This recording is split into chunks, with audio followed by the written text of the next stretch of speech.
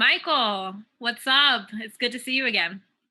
It is great to see you, my sister. I have this new fancy, flashy, don't say fancy, flashy three times fast, or even once apparently. This new flashy, fancy backdrop. I like it. It's very you. It is, yeah. It Yeah, is. indeed. In the meditations in the morning, I'm quoting Rumi, a 13th century poet, as described by Deepak Chopra, who says, "You are not the drop in the ocean, rather, you are the ocean in the drop." So Mhm. I got this fancy little drop here to show everyone. So Show everyone that this we are is the ocean in the drop.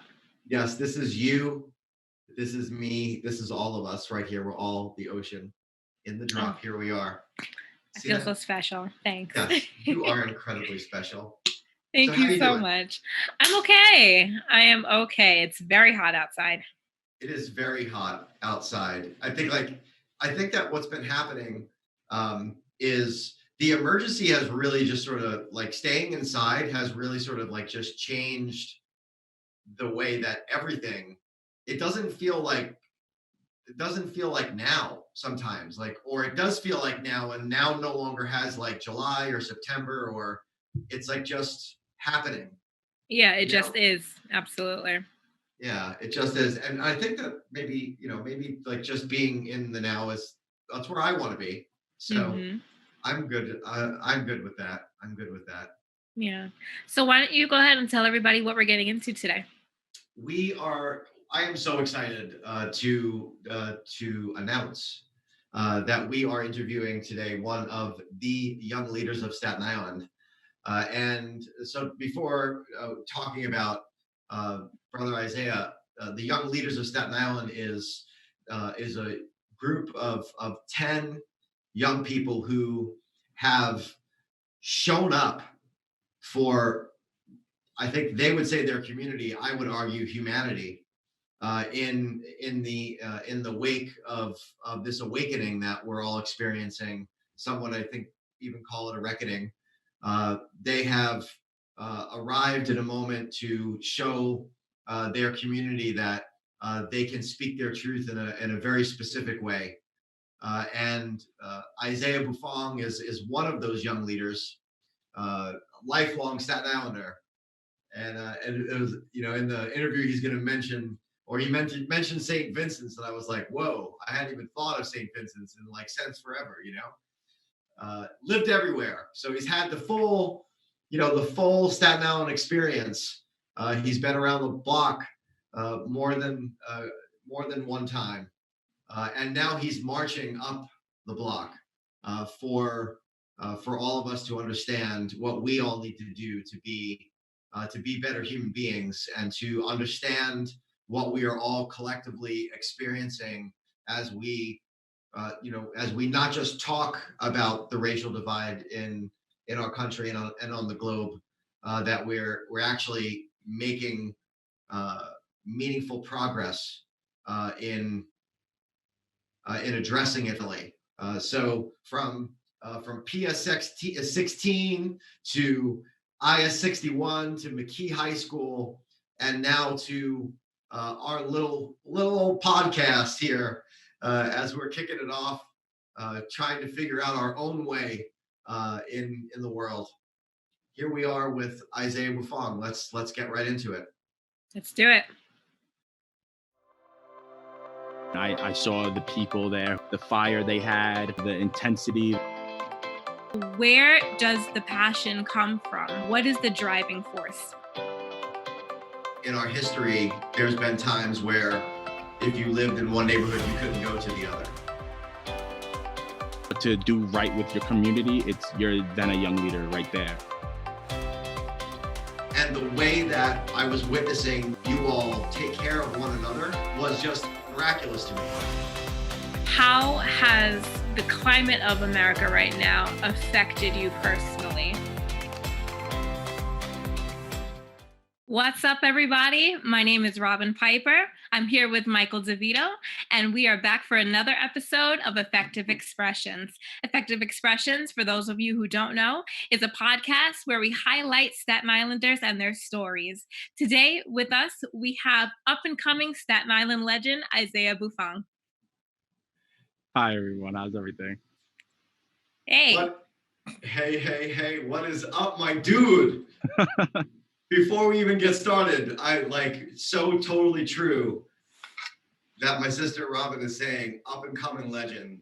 I had the just incredible experience to walk with you a number of weeks ago as we started over in Home Depot in Park Hill, and then you during the People's Caravan a couple of weeks ago, you got up and you spoke your truth, and I just felt like this huge wave of incredible energy that washed over me, and I was immediately telling the team, like, yo, we gotta talk to this dude. So I am so ecstatic that you're here, and we're on the Zoom together. So totally true. I wish that we could be kicking it in real time, and we can't. And that's okay, because we're gonna have a great conversation. So let's just kick it off. My brother, tell me, how are you? What is going on?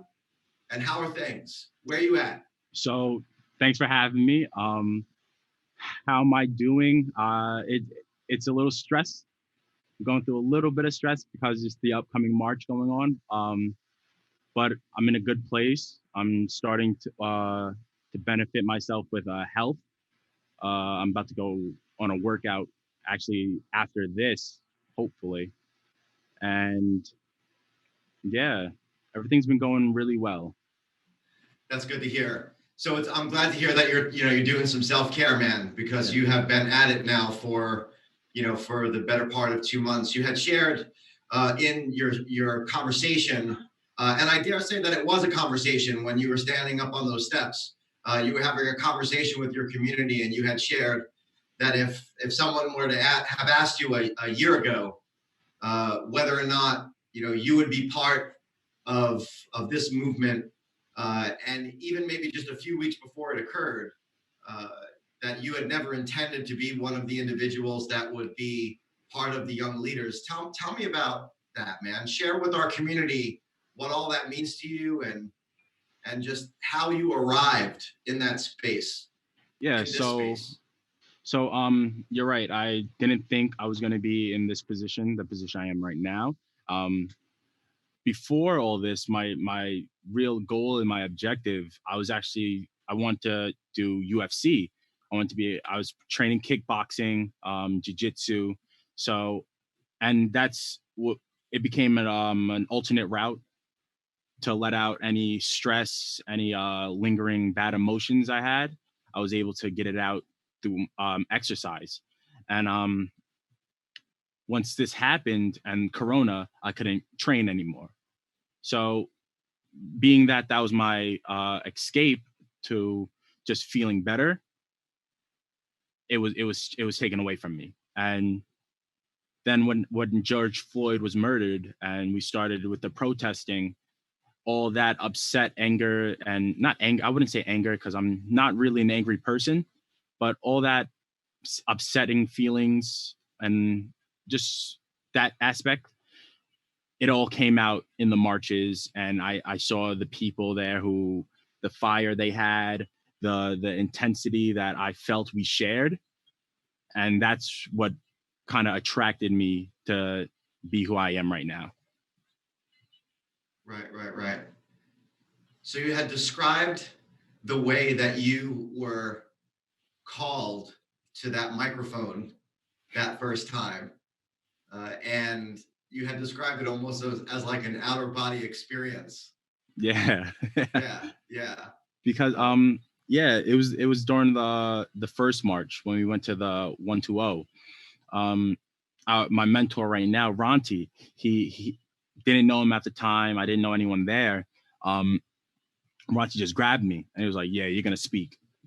And so I started speaking. And then once I felt like, once I said I got Poor Richmond, I knew like, oh, all right, I can't go back on my word. And then I felt the energy from everyone else, and I was like, all right, yeah, this is it. This is how it has to be. So Dude, you were amazing. I heard every word of it, man. yeah, but hey, I'm like an energy type of person, so I feel all of that, and it just gave me that confidence that I know, like, I have people behind me, I have people supporting me. So, Isaiah, I actually wasn't familiar with you Hmm. when Michael presented me with the idea of the interview, so on and so forth. And when I did my research, I actually found that we have a lot of friends in common. We have a lot of community in common.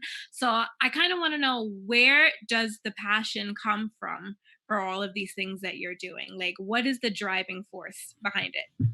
Um, Mainly my family and friends. Hmm. Uh, Physically, they don't have to be there supporting me, and it's really not a matter of them supporting me. It's whether what I want to do for them, and that's really what it comes. That's where it comes from. I want to do right by my parents. I want to do right by my brothers and sisters, my friends. Like, they deserve to be in a better place, and if I can give that to them, why shouldn't I? Hmm. Absolutely. I totally agree. Family and friends is definitely a driving force in a lot of people's lives. Mhm. So yeah. Michael, did you want to add to that? So yeah, so tell me, you started speaking to the moment when at the 120 where the microphone was being passed around by neighborhood, and that you had Port Richmond. Tell us about the young leaders, and the makeup of the group, Yeah. and what role are you playing in that? How are you all working together? I saw it So with my own eyes. I want Staten Island to hear it. yeah, so we there is 10 of us collectively. That includes Ronti, although he would say he's not the young leader, he's just one of our mentors. But and that is true, but we also like to include Ronti because he's helping us, he's guiding us, like, not telling us what to do, but allowing us to explore the paths that we choose, and that comes with any consequence that comes back with it. Um, but we're all around the same age. The oldest one of us is Will. He's 29, I believe. And we're from all over Port Richmond, Manners Harbor, uh, West Brighton, New Brighton. Like, we're all around Park Hill. Let me not exclude them. Park Hill, Stapleton. We're everywhere. And to be a part of the young leader group, it's not, you don't have to be in our circle that makes decisions, makes up where we go, the routes and all that stuff. But to do right with your community, it's you're then a young leader right there. Like, so we're everywhere, really. What does that mean to do right with the community? If you see that something is wrong, not wrong per se, but not working the way it's supposed to, the way it's written down, you should be able to stand up to that and, like, hey, this is not working for us. We need something better. We need something new, more innovative. And people who do that are honestly, like, they are the leaders in their communities. Mhm. So that's really what the young leaders try to represent: the unity in the community, just the camaraderie between all of us. So you've created this fabric Hmm. across the the communities, the neighborhoods where you're all from, and yet in our history, there's been times where if you lived in one neighborhood, you couldn't go to the other. Yeah, and that's still true to today. Yeah. You see it a lot in a gang culture where they don't go to any neighborhoods where they have enemies, or if they do, it's for some a bad reason. And what we're trying to do with that is trying to show there's a different route than gang life, and that's something that we're going to try to hit on later on down the line. But as of right now, you see we're doing burgers and ballots, getting everyone registered to vote, and that's something that we really want to push.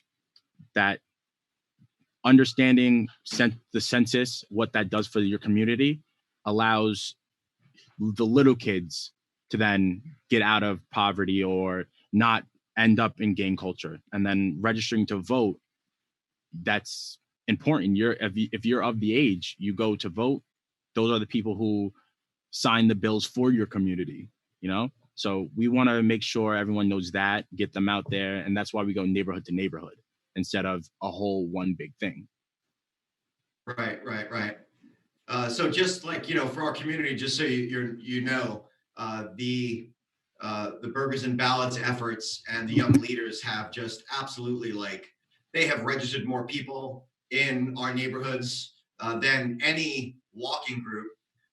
NICET has been, plugging in with the census. We've got more people completing the census because of the energy and the power and the camaraderie. So my experience when we marched to the 120 was that there were moments on Highland Boulevard where there were lots of negative remarks coming from the cars that were passing. And what completely struck me was the young leaders' commitment to staying focused on the reason why we were marching to begin with. Mm-hmm. And that was the mission of getting to the 120 as a group, as a collective, safely, so that truth can be told. Yeah. And I was just like, I'm remarking upon this because it was remarkable to me in terms of how there was only, like, it might have only been about 2 weeks, maybe not even 3 weeks, that this whole thing, the movement, started to get life. And there was such intention around ensuring that what was supposed to happen was going to happen. And the way that I was witnessing you all take care of one another was just miraculous to me. And how are you doing that? How are you maintaining, and that's really the question, right? How are you maintaining this positive mindset in the reality that we are all experiencing right now? How are you accomplishing that as a group? Yeah. So it comes from our communication. We talk almost every day. We make sure we go down with and like get our plans down so we all understand. So if something diverges from that plan, we know how to get right back on course. And it comes from trust. Even though we don't know each other that long, we haven't known each other for that long, I can still say I have trust in them. Like we're all striving for this common goal, the same goal. And we all have that fire that we're just matching each other. So when something like someone driving in that car says something crazy and someone in the crowd tries to react, there's one of us there. There's a young leader there to like, hey, like, come on, let's keep pushing. Like that guy, he's not gonna. Like I said on the steps, people like that have no place in this new America, and that's really what's it's gonna be. You're gonna see that. All right, things are changing. If I can't conform, then where am I gonna be?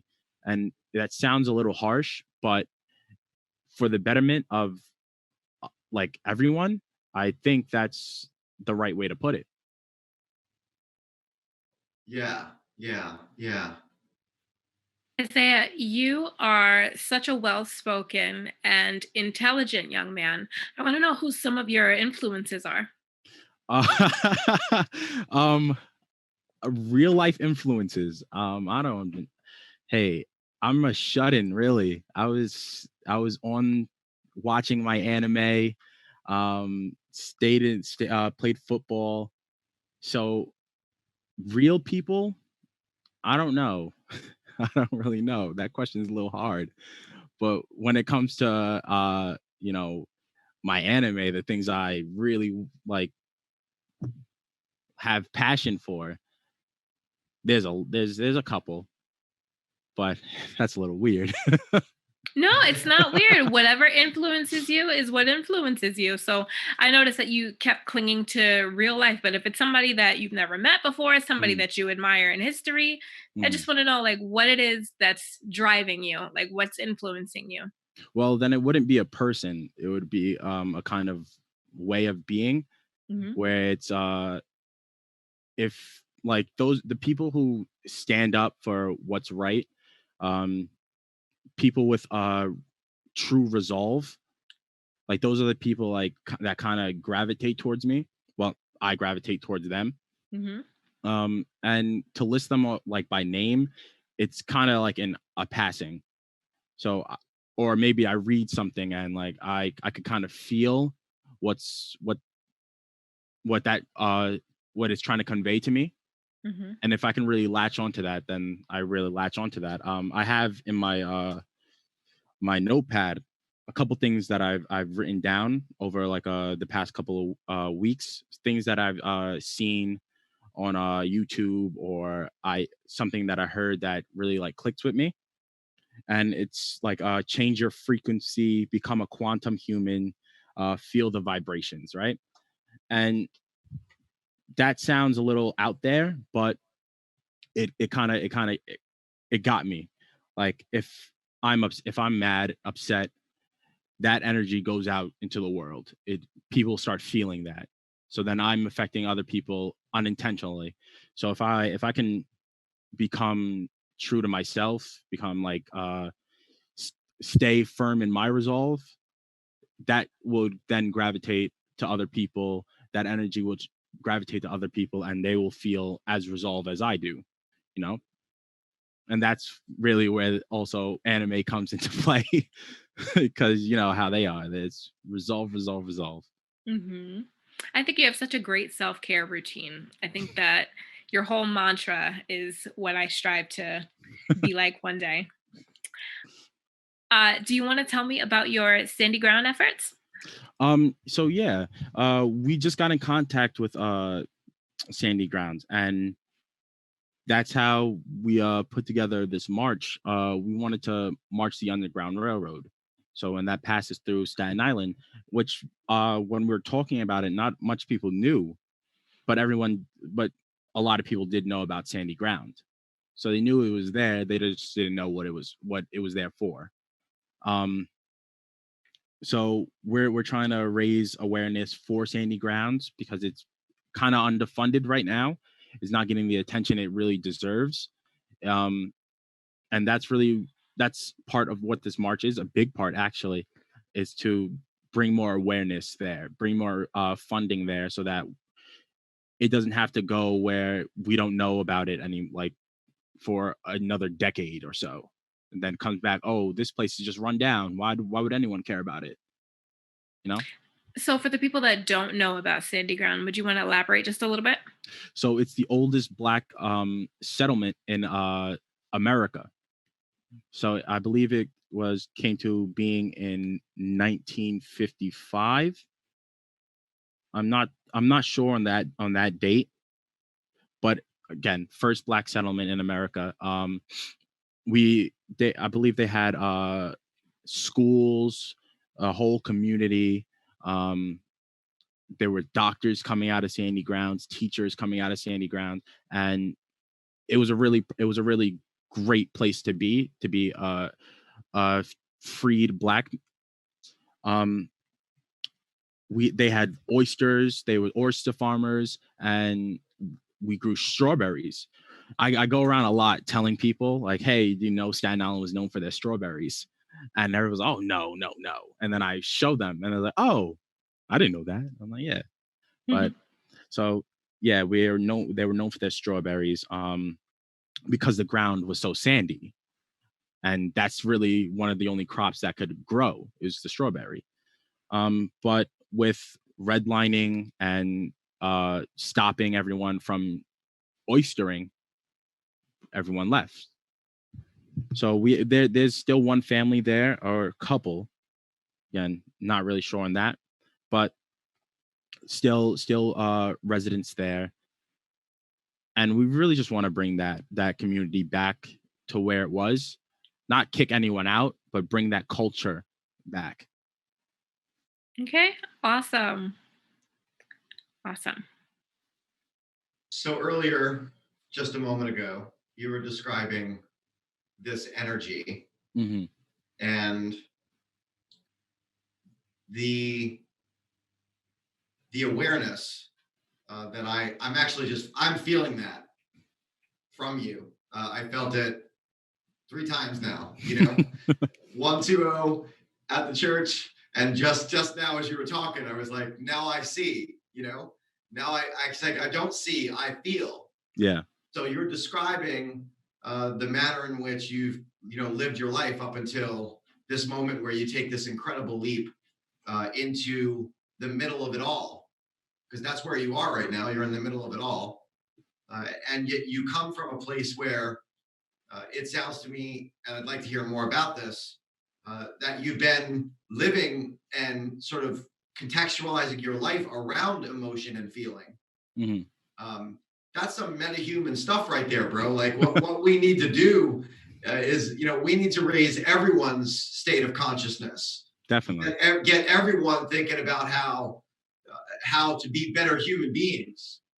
And if we accomplish that, then we start creating decentralized revolutions right in everybody's form, right in their bodies. Yeah. How are you received? How are you using that energy? What frequency do you think you're tuning into? Is it the sacred? Hey, What is it, man? I want to hear, man. see, I don't even know myself. I don't know like where it's coming from, how to identify it. It's just that feel that you get, um and it's not just a joyous thing. It's not like, oh, I only feel the happiness. Like, if there's any sadness going on, I feel that, and I could empathize with it. And personally, it comes from, it's where I came from a state where I was mentally not there. I was just totally upset with myself, upset with how things are going, and I just I found ways to cope with that, with my breathing. That helped me clear my mind, clear my thoughts, get myself ready to tackle anything that happened in my past, coming into the future, anything. So that's really a key thing with me, and how I get that feeling. It comes from self-awareness, self-care, and just being true to me. And Kevin, he's one of the young leaders. He says a great thing. He goes, change starts with inside of you. And that rings true to me, because if I didn't start with looking at myself instead of blaming everything on the world, then I wouldn't be where I am today. How does that relate to what we're seeing? How does that relate to our American experience right now? So yeah, so people are waking up right now. It's a true awakening. Like, there are people who never wanted to even discuss politics are now talking about it. People who are like, oh well, oh, I don't vote. Oh yeah, now I have to get out there and vote. Like, I didn't know how important this was. Like, so there are awakenings happening gradually, but it's still happening. Yeah, yeah. As far as your self-care routine and as far as the awakening and stuff like that, how has the climate of America right now affected you personally? Because you mentioned in the beginning the George Floyd death, you mentioned Black Lives Matter movement. So how has that affected you personally? Um, I've kind of not become numb, but Mhm. it's when these things like this happen over and over, what else are you really supposed to feel? How sad am I supposed to feel every time it happens? um And that it's not saying that I don't feel sad. I don't feel any remorse. Well, not remorse, because but I don't feel anything from it. It's it doesn't bother you as much. Like, so you still feel that pain. You still can empathize with the family, sympathize with the family. Um, but you yourself, you're like, all right, that's just it just happened. That just happened yesterday, or that happened last month. Like, it's probably going to happen again, but you still feel a kind of sadness towards it. Now, let me ask you, how do you think Staten Island is receiving the Black Lives Matter movement? Yeah, so there are a lot of, well, within the youth, you see there's a lot of kids like standing up to their parents and telling them, hey, what you're saying is not wrong, it's not right, like you shouldn't be saying that. And parents are looking down at them like, who are you to question me?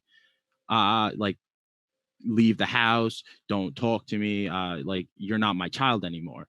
um so that's happening, but also people are, again, awakening within themselves and coming to terms with, oh, what I was doing was wrong, I want to change. And we have both of those happening at the same time. Mhm. Awesome.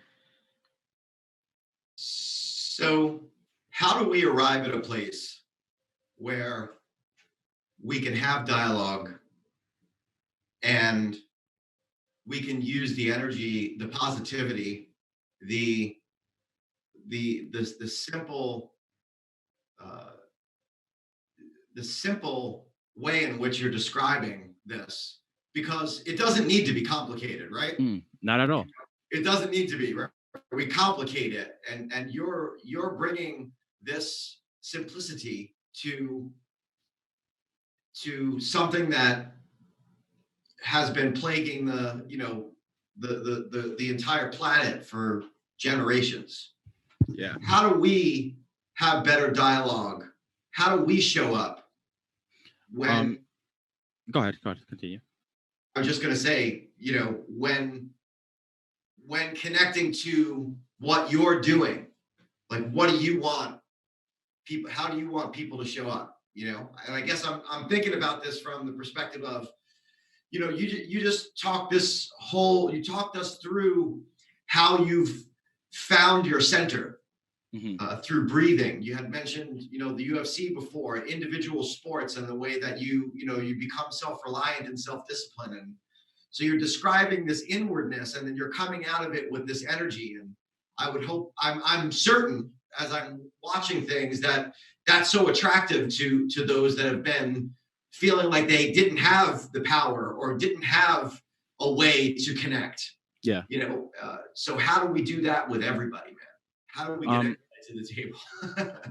I had this conversation before, but in terms of youth, uh but I believe it works either way. um Bringing people in, educating them, allowing them to, and allowing yourself to understand their point of view, where they're coming from.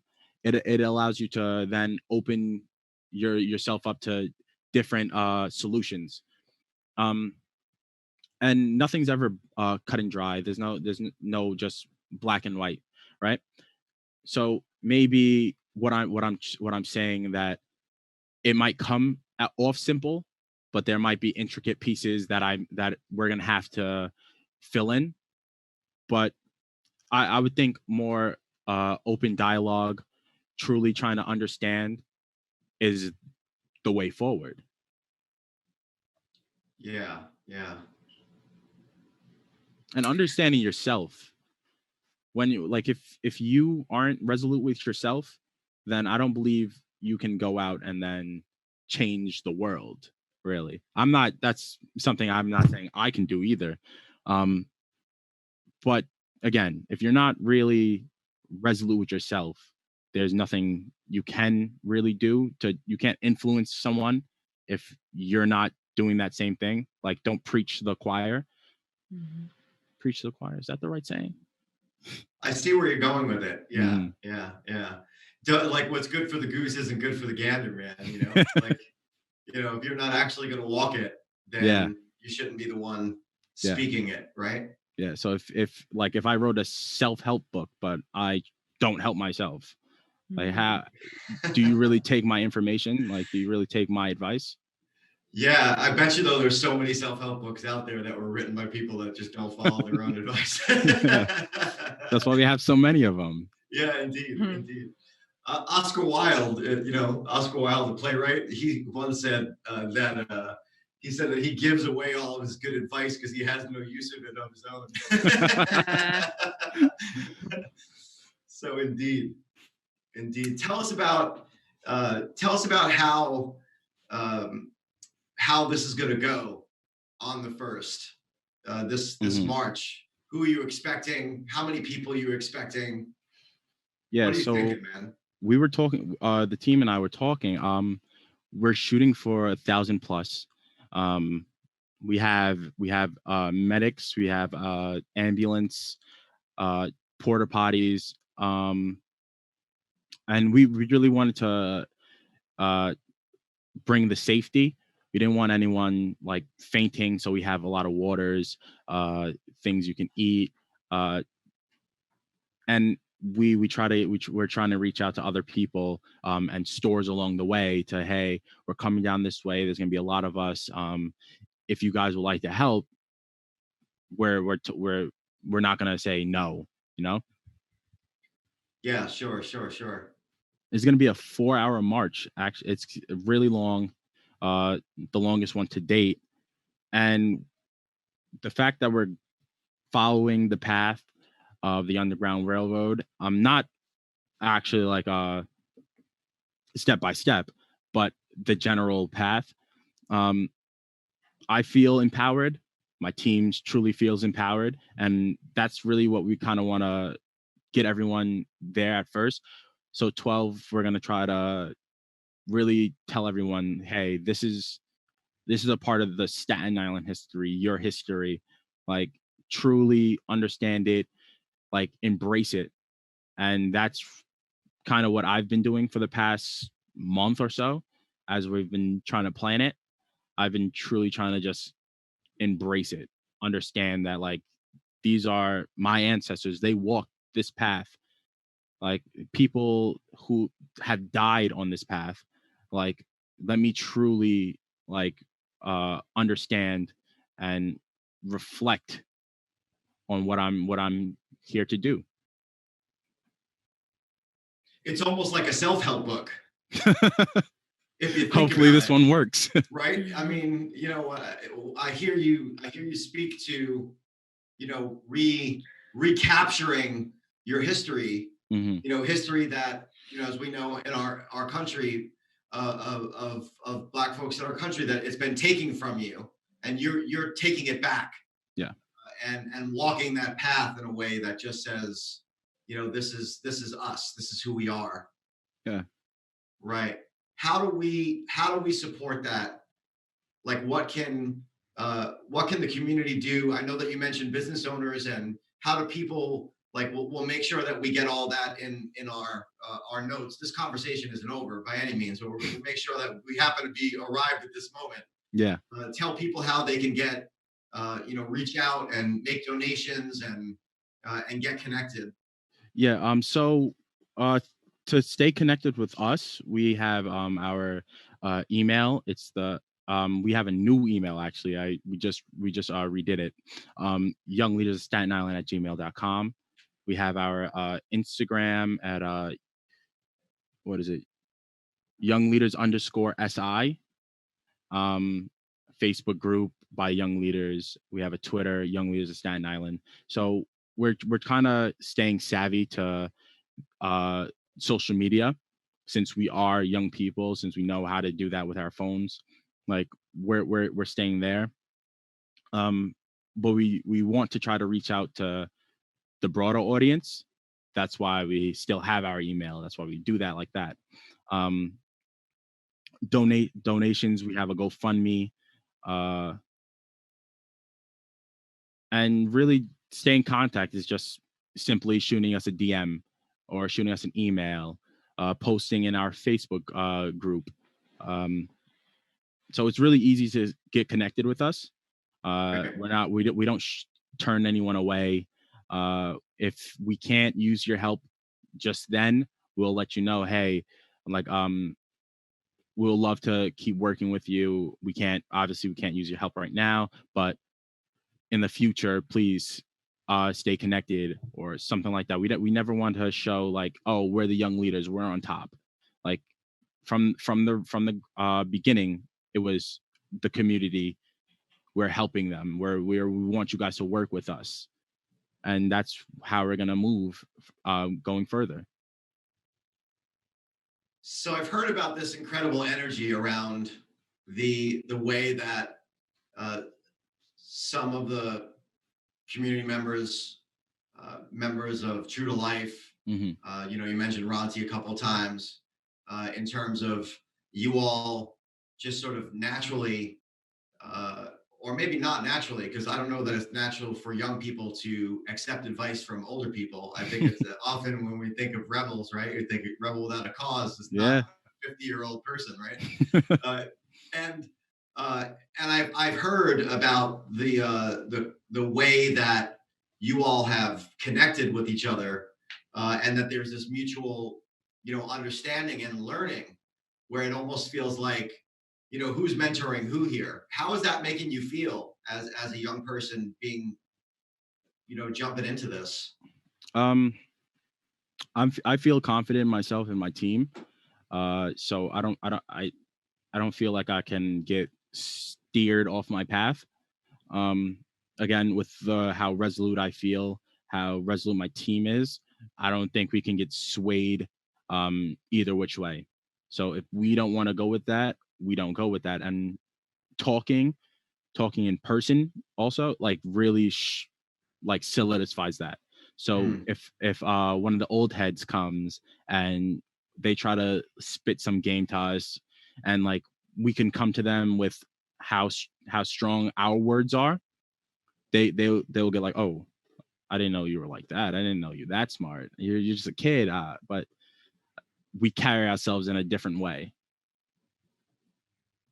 Now, I'm curious, where do you see yourself in 5 years? 5 years. Huh. That's interesting.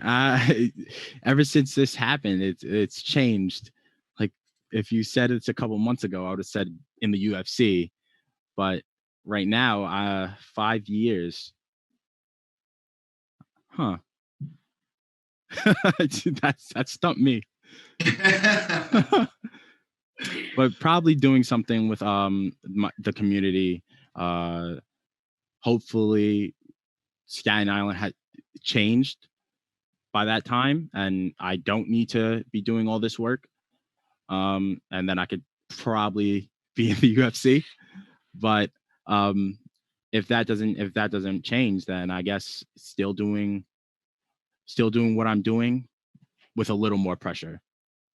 Mm. Would you see yourself being a leader of Staten Island, like with some credentials I would definitely, behind your name? yeah, I would definitely love that. That would be something I can get behind. Um, and being that I'm one of the young leaders right now, I Mhm. feel that's something that the people they they wouldn't be too standoffish with, especially 5 years down the line. If I'm still doing this work, I feel like I would be able to. They would know me on a more personal level than how I am right now, just a kid with a mic. Hmm. Because of how organized you are and how well spoken and how intelligent you are, you could run for president, my friend. That's why I'm asking. Where do you see yourself in 5 years? Is this a path that you want to take? Like, vote for Isaiah. I'm here for it.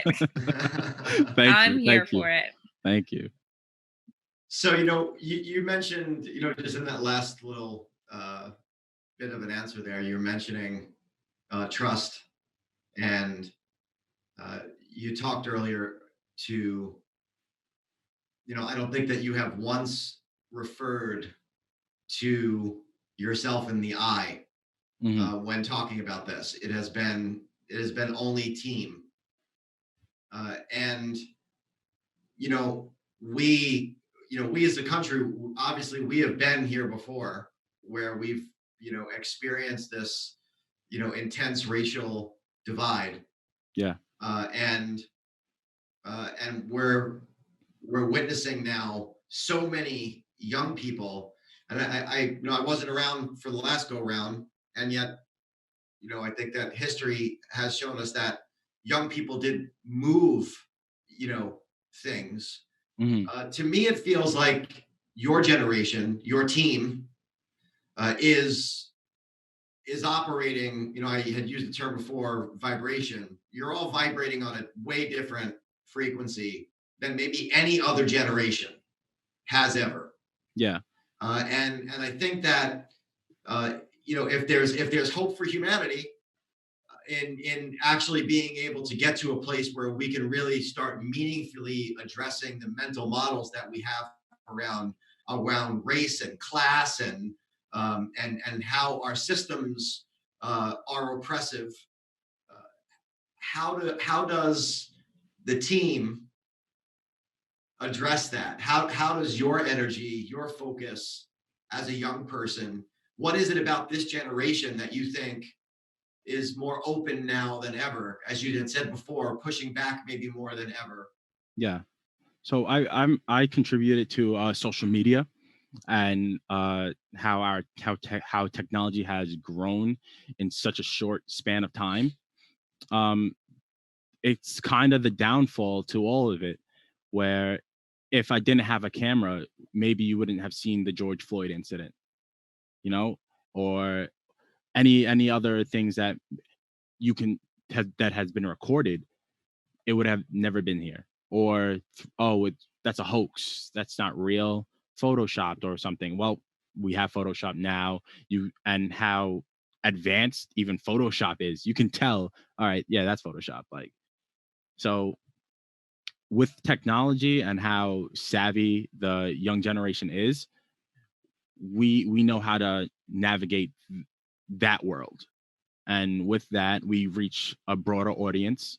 We can communicate with people thousands and thousands of miles away that might be going through the same thing I'm going through.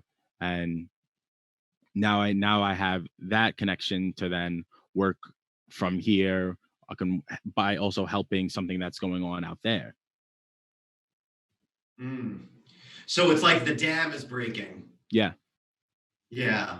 I was hearing the saying, uh this is the straw that broke the camel's back. Hmm. And it's ringing true right now, where sure, if there was many other incidents like George Floyd, but this is the one that sparked the fire in the youth.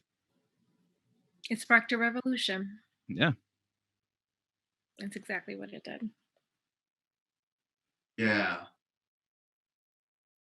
Yeah. What do we need to know, man? What is there a solution there? Is there something that what's in your pocket? Is Hey, there is there you have a gem? You're like, yo, let's try this. I'm down for trying stuff, man. You know what I mean? my Like, my team has tons of ideas that we're gonna try to implement after the march. Um, but working with the community, even them, they have so much to give that if only there was someone to that reached out or guided them in a right way, those ideas would have came to light, though they would have been already established in the community, where it's just by chance that the young leaders got together. We most of us didn't know each other. Most of us met at that march, at that first march. So um I'm not too much of a religious person, but it feels like there's something guiding this. And yeah. if it's not me who or my team who brings about a change, it will be someone who looked up to us or inspired or got inspired by us. So even I could sit here and say, team, my team or the community and not refer to myself, because whether I do it or not, there are going to be people who will do it better or do something because of what I did. Yeah, absolutely. Can I join the team, man? I kind of feel like sort of my character, I sort of on the team, Yeah. because I think, where my heart and my mind is. Yeah. And I'm saying that as a lead into, anyone who is listening to us as we start out on this journey of trying to help Staten Island and the world find peace, find understanding, find solutions, find healing. It doesn't happen without people around you. Yeah. And the purpose of these conversations is to really, get the word out that there are people, that care like you do, Isaiah, and that are doing it with such intention and moral clarity that how could you not want to be involved, even if you don't agree? Come to the space and believe that through conversation and through an open heart and through a willingness to have a little compassion, that you could have a breakthrough. Yeah. Because the opposite of that, as you said, is that if you're not going to conform to the new normal, there's so much there, right? We're all conforming to a new normal around the emergency and what it means and how we're all dealing with it. And maybe that is part of the reason that this is transpiring the way that it is, because it's so completely just in the main screen and no one can escape it. Hmm. Yeah. So it's nice to be at the forefront, um, and to bring it back to the energy. It's like you're at a sports game. Like when your favorite team is winning, they make a touchdown, make a basket, anything like that, and that whoa that you feel, or a big hit in football, that energy that you feel, that's what it is when we're marching. And I felt it so many times. I'll be walking, I'll be seeing people in their windows. I'm like, yeah, the AC is good in there, but it's better out here. And it's true. Like I felt so great walking with all these people, like people I've never even met. I could look at you and I'm like, oh, I didn't know you were on Staten Island. Like I've lived here all my life, never saw you once. And something like that is a great feeling, to have a complete stranger that I don't know from Adam, um, walk in that same path that I do, with that same energy that I have. There's no way I can't feel connected, black, white, other. Like I feel that passion from you, and it's driving me. So being in the front of all these marches, people come up to me, hey, yo, that was amazing. Like it was great thing that you're doing this. I love what you said. I'm like, I didn't do anything. Like I didn't do anything that you didn't do. You know, I just had a Yeah, microphone. yeah. You have a microphone right now too. you know. So tell us, man. Close us out and tell us. Speak your truth, bro. Huh. Well, you know, for the short term, I believe it's to unify Staten Island, so there's no more North Shore, South Shore rhetoric. Um, and really just to help people become more aware of themselves. I've not struggled, but I know a lot of people who struggle with their sexuality coming out, anything like that. My little brother is actually he's gay, and the way he did it was he showed my mother an Ellen video. It was like a little heart getting torn up, by separate two separate kids who can't be together or something like that. And knowing that he's a black male, it's going to be harder for him to navigate this world. I would like so that people can really, I don't know, come to terms with there are other people out there that aren't isn't just you, who don't have the same views as you do. And going to a march, you see that. Mm. Like, so being that I was like that already, going to that march even just amplified it even more. So I don't know. Staten Island's super diverse, and we need to understand that. Yeah, yeah, absolutely. So what's next for the young leaders? What's So next for Isaiah Buffong, soon to after be president? after this march, we're gonna do burgers and ballots again. I believe that'll be our last one in Park Hill, and then we're going to be working. I don't know if I could say that right now. Actually, We'll take an we got exclusive. things. We got things going. We got things. We got things working. You heard it here first, folks.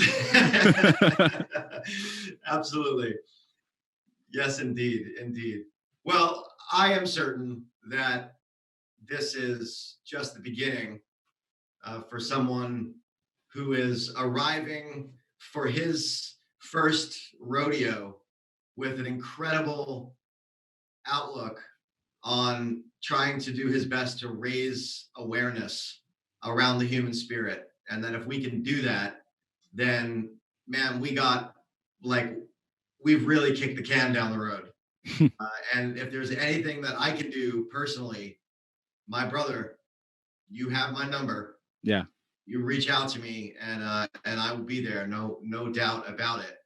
I wish you all the best, and I'm excited to figure out how I'm going to plug in on the 1st of August with you, and at least show in some way that I can walk the walk, right?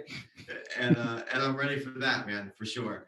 Thanks so much for coming on. Thank you for having me. Yeah, absolutely. This was a match right here, man, for sure. Yes, I'm excited to witness the birth of a legend. So. Yeah. That's our exclusive. That's it. This is it right here. The birth of a legend. That's it. Indeed. Any last things you want to share, my brother? Anything else that you got to say? Be a quantum human. Word. I'm down, man. I'm down. Quantum human. He took it up, man. I've been trying to be a metahuman. My dude just said quantum human. I got to do my research now. It's our absolute pleasure. Stay safe. Stay safe. Thank you. Brother. Thank you. Thank you so much, Isaiah. Thank you guys for having me. Peace and love, man. Peace and See love. you later. Peace.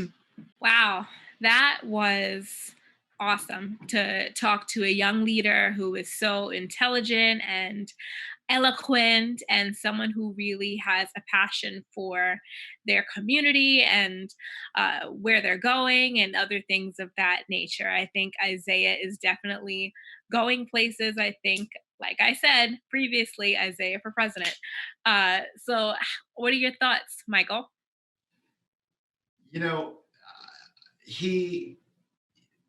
There's like such, I think,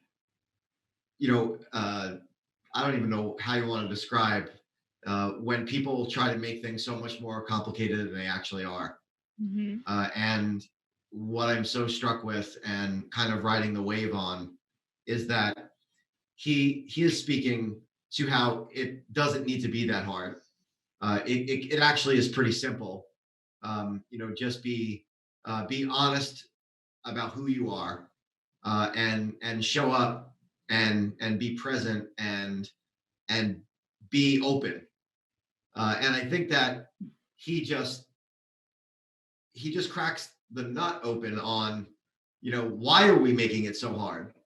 And I know that he sort of said in one way or another, it's like, oh, well, obviously we're not really talking about systems. It's the systems that really make it hard. And really, we make those systems. So why are we making it so difficult? And I am I am so hopeful that with young people together, with a young person like him who is working in that way with that mindset, that's special. He's got a special awareness of where he's at and why he is doing what he's doing, and that's contagious. Mhm. I've seen it be contagious, and I gravitated towards this young man, and I think that he just proved to us the reason why. You know. Absolutely. I think he's very centered. I think he's very conscious. And I think that's attributed to his self care routine at the end of the day. He practices meditation, he centers himself, and I think that everyone at the end of the day should have a good self care routine. So, shameless plug, if you need a meditation outlet, we do meditations at NICID every morning at 8 a.m. on Facebook Live. So, feel free to like us on Facebook at NICID, NYCID, and join us. Cool, cool. This was great. We have some really cool people coming up. We're going to be talking to our conflict management team in the coming week. We're going to be talking to um, Miss Nidhi Khan, who is an incredible activist working on really important issues from climate to the presidential election, and lots of stuff in between. The census. There's nothing that she doesn't have some sort of presence in, which I think is miraculous. And we have a host of others that we're talking to so that we can really shine a light on the incredible work that's being done right here on Staten Island for the entire world. We'll see you next time. Stay tuned. Take care. Peace.